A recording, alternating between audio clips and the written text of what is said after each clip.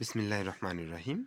১৯তম শিক্ষক নিবন্ধনের জন্য যারা আমরা স্কুল এবং কলেজ উভয় পর্যায়ে প্রস্তুতি নিতে যাচ্ছি তাদের জন্য ইংরেজি সিলেবাসটি স্কুল পর্যায়ে রয়েছে। ১ নম্বর আছে কমপ্লিটিং সেন্টেন্স, ২ হচ্ছে translation from Bengali to English, ৩ হচ্ছে sense of parts of speech, ৪ হচ্ছে রাইট ফর্মস অফ ভার্ব, ৫ হচ্ছে fill in the blanks with appropriate word, ৬ হচ্ছে ট্রান্সফরমেশন অফ সেন্টেন্স, ৭ হচ্ছে সিনোনিম অ্যান্ড অ্যান্টোনিম, ৮ হচ্ছে ইডিয়মস অ্যান্ড ফ্রেজ।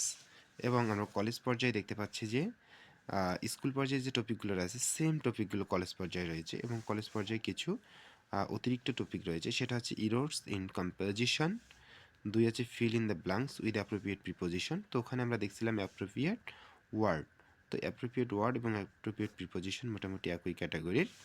৩ নাম্বার আছে use of article, ৪ number হচ্ছে identify appropriate title from the story. তো এখানেও আমরা দেখতে পাচ্ছি মোটামুটি যদি আমরা ১০-১২টা টপিক সম্পর্কে একটু ভালো ধারণা রাখি, তাহলে স্কুল এবং কলেজ পর্যায়ে ইংলিশে যে ২৫ মার্কস রয়েছে আমরা এটা সুন্দরভাবে মোটামুটি একটা ভালো মার্কস ক্যারি করতে পারবো ইনশাআল্লাহ।